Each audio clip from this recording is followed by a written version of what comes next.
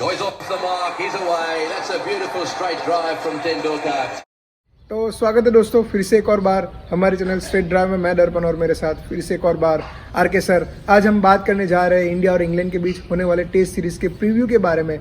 जहां तक की बात की जाए इंडिया के हौसलों के बारे में, तो इंडिया ने ऑस्ट्रेलिया को ही ऑस्ट्रेलिया में 2-1 से सीरीज़ हराया है, तो इंडिया के हौसले तो काफ़ी मजबूत होंगे। लेकिन इंग्लैंड ने भी श्रीलंका की सरजमी पे सीरीज़ हराई है श्रीलंका को। लेकिन अगर आप श्रीलंका के बॉलर्स के बारे में बात करें, बैट्समैन के बारे में बात करें, तो ये बैट्समैन और ये बॉलर्स इंडिया के कंपेयर में काफ़ी कमज़ोर नज़र आ रहे हैं। तो मुझे नहीं लगता कि इंग्लैंड इस बार इंडिया को कड़ी चुनौती दे पाएगा, क्योंकि इंग्लैंड को कोई प्रैक्टिस मैच भी नहीं मिला है हालांकि अभी तक। और पिछली सीरीज़ के बारे में बात करें, जब इंग्लैंड इंडिया आया था 2016 में, तब इंडिया ने इंग्लैंड को 4-0 से हराया था। तो इस बार भी उम्मीद करते हैं कि इंडिया इंग्लैंड को उसी तरह से 4-0 से वाइट वॉश करेगा। और अगर आप इंडियन स्क्वाड के बारे में बात करें, तो इंडियन स्क्वाड में विराट कोहली की वापसी हो चुकी है, ईशांत शर्मा की वापसी हो चुकी है, हार्दिक पांड्या भी वापस आ चुके हैं, और पिछले जो 2 टेस्ट से इंजर चल रहे थे जसप्रीत बुमराह, उनकी भी वापसी हो चुकी है। तो ये बड़ा मीठा सा सरदर्द होगा इंडियन टीम मैनेजमेंट के लिए कि किसको प्लेइंग 11 में खिलाए। और अगर ये मैच चेन्नई के चेपॉक स्टेडियम में है, तो बिल्कुल ये टर्निंग ट्रैक रहेगी। तो मुझे लगता है कि 3 स्पिनर के साथ इंडिया को खेलना चाहिए और 2 पेस बॉलर। सबसे पहले तो इंडिया की टीम ऑस्ट्रेलिया को पस्त करके बड़े ही मस्त मिजाज में है और रहनी भी चाहिए। और इंग्लैंड भी एक सफल दौरा श्रीलंका का करके हमारे इंडिया आए हुए हैं। जहाँ तक चुनौती का सवाल है, देखो रूट फॉर्म में है, उनका पूरा बैटिंग का दारोमदार रूट पे रहेगा, बॉलिंग का दारोमदार एंडरसन और ब्रॉड पे रहेगा। एंडरसन अगर स्विंग कराते हैं तो बड़े ही खतरनाक हो जाते हैं, लेकिन उनके रिकॉर्ड एशिया में कुछ उतने अच्छे रहे नहीं। लेकिन ये दोनों ने, ब्रॉड ने और एंडरसन ने, दोनों ने मिलकर एशिया के अंदर पूरे 100 विकेट लिए हुए हैं, 100 से भी ज़्यादा 110 विकेट लिए हुए हैं। 66 एंडरसन ने लिए है, 44 लिए हैं ब्रॉड ने। तो जहाँ तक अगर ये स्पिनिंग ट्रैक है, तो 3 स्पिनर को खिलाना कुछ बुरा नहीं होगा।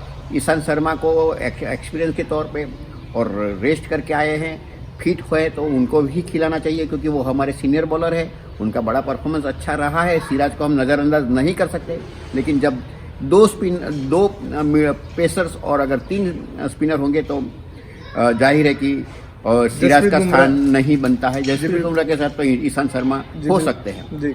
और सर, मैं स्पिनर के बारे में बात करूं तो स्पिनर के तौर पे आप किसको देखना चाहेंगे? चलो, अश्विन तो खेल ही रहा है, लेकिन अश्विन के अलावा एक कुलदीप यादव खेलेंगे, तो फाइट होगी अक्षर पटेल और वॉशिंगटन सुंदर में। तो कौन खेलेगा? विदाउट एनी डाउट वॉशिंगटन सुंदर बड़े ही सुंदर रहेंगे, क्योंकि तो उनका फॉर्म भी बड़ा जबरदस्त है।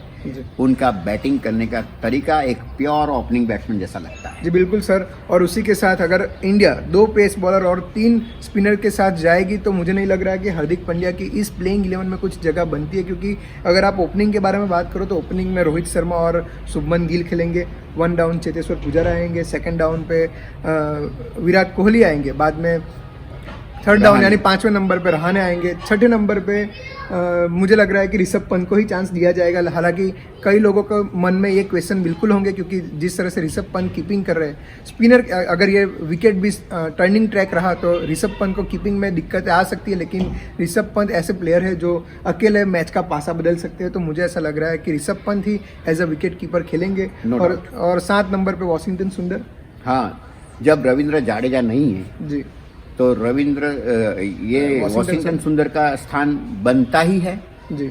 और देखिए, अभी हार्दिक पांड्या को जब इंडिया में मैच होगी, तो वॉशिंगटन सुंदर से उनकी कंपटीशन होगी जी, या फिर रविंद्र जाडेजा से उनकी कंपटीशन। रविंद्र जाडेजा स्क्वाड में होंगे तब।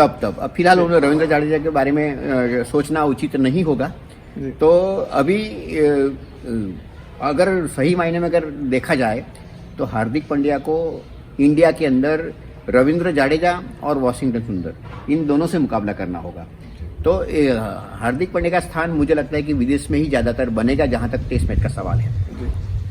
और इंडियन टीम के लिए तो क्या है कि हर एक खिलाड़ी आज मैच विनर, चाहे वो नया हो चाहे पुराना हो, लेकिन मैच विनर प्रूफ हो रहा है। तो इंडिया तो बड़े कॉन्फिडेंस के साथ मैदान पर जाएगी ही, और इंग्लैंड चाहेगी कि कुछ ऐसा प्रदर्शन न हो जाए जैसा कि 1992-93 में हुआ, जब विनोद कांबली ने लगातार 2 सेंचुरियां लगाई थी और वो 3-0 से हारी थी, और आपने अभी बताया कि वो 4-0 से भी 2016 में हार चुकी है।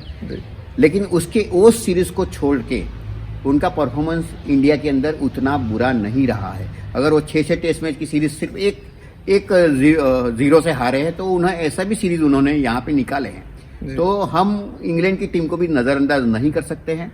लेकिन सर इंग्लैंड कैरियर के लाजवाब फॉर्म में भी है, और उन्होंने अभी 2 सेंचुरी जो लगाई है वो एशिया के अंदर ही लगाई हुई जी। बिल्कुल सर, लेकिन अगर आप इस सीरीज के बारे में भी बात करें तो इंग्लैंड के जो भी काफ़ी प्लेयर है, जो ज़्यादातर प्लेयर है, वो 1-2 मैच के लिए अवेलेबल है। अगर आप बात करें बटलर के बारे में तो बटलर सिर्फ 1 ही टेस्ट के लिए अवेलेबल है, बाद में 2 टेस्ट मैच के बाद बैरिस्टो आएंगे। तो यानी ये स्टार प्लेयर सभी एक साथ नहीं खेल रहे, तो ये इंग्लैंड के लिए थोड़ी सी दिक्कत वाली बात रहेगी। और कई प्लेयर्स तो ऐसे हैं जो पहली बार खेलेंगे इंडियन बॉलिंग अटैक के सामने। अगर आप अश्विन की बात करें तो अश्विन भी जिस तरह से वो बॉलिंग करते हैं, लाजवाब करते हैं, वो नए प्लेयर को उतने सेट होने नहीं देते अश्विन।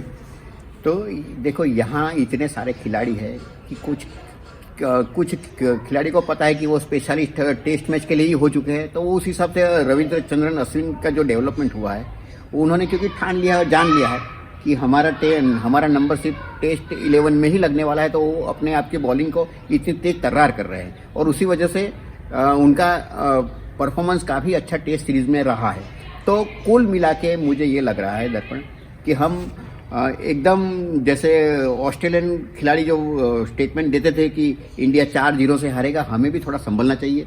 4-0 से हारेगा ऐसा नहीं, लेकिन हमें जागरूक रहना होगा, हमें सतर्क रहना होगा कि कहीं हम ओवर कॉन्फिडेंस के अंदर इंडिया के अंदर ही हमें कम से कम 2 मैच जीतने होंगे अगर हमें इसके जो वर्ल्ड टेस्ट चैंपियनशिप उसके फाइनल में पहुंचना है। तो वो पहले 2 मैच जीतने का सोचे और उसके बाद आगे प्लान करें। और पहली टेस्ट मैच में आप देख सकते हैं कि इंग्लैंड के सामने किसका परफॉर्मेंस क्या रहता है। तो कुल मिला के मुझे तो लग रहा है कि बस ये जो बॉलर के ही इश्यू है, बाकी केएल राहुल खेलते हुए नहीं दिखाई पड़ रहे हैं जी, और सिराज शायद खेल सकते हैं अगर ईशांत शर्मा को बाहर बिठाने का फैसला किया गया। जी बिल्कुल। और अगर आप बैटिंग के भी बारे में बात करें, इंडिया की बैटिंग भी काफ़ी मजबूत नज़र आ रही है। जिस तरह से पुजारा जिस फॉर्म से गुजर रहे हैं, विराट कोहली लाजवाब बैटिंग करते हैं, नो डाउट। रोहित शर्मा का एशिया में रिकॉर्ड काफ़ी अच्छा रहा है, और अगर शुभमन गिल बाहर जाके अच्छा खेल सकते हैं तो ये डेफिनेटली इंडिया की सरजमीन पर भी अच्छा खेलेंगे।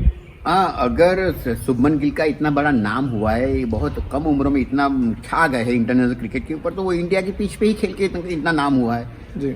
तो हालांकि जहाँ भी गए उन्होंने अच्छा परफॉर्मेंस किया है, लेकिन अगर सब आंखों का तारा कब बनता है, जब डोमेस्टिक के अंदर परफॉर्मेंस होता है। तो उन्होंने डोमेस्टिक में परफॉर्मेंस किया हुआ है, यहाँ पे इंडिया में उनका रिकॉर्ड भी अच्छा है, उनका तरीका भी है, वो आत्मविश्वास भी उनके पीछे है, तो 2-3 हाफ सेंचुरी भी उनके पीछे है। तो कुल मिला के दर्पण ये बड़ा ही इंटरेस्टिंग मैच होगा, और हम चाहेंगे कि पहले तो 2 मैच जीतकर हम जो सीरीज चल रही है वर्ल्ड सीरीज, उसमें हम फाइनल में अपना स्थान बनाए। और मुझे लगता है कि इसी के साथ हम आज का प्रोग्राम जी बिल्कुल। तो ये था आज का हमारा प्रीव्यू इंडिया और इंग्लैंड के बीच होने वाले टेस्ट सीरीज के लिए। आपका प्यार हमें भेजते रहे, कमेंट करते रहिए, और हमारे चैनल को बड़ी करने में ज़रूर से हमारी मदद करें।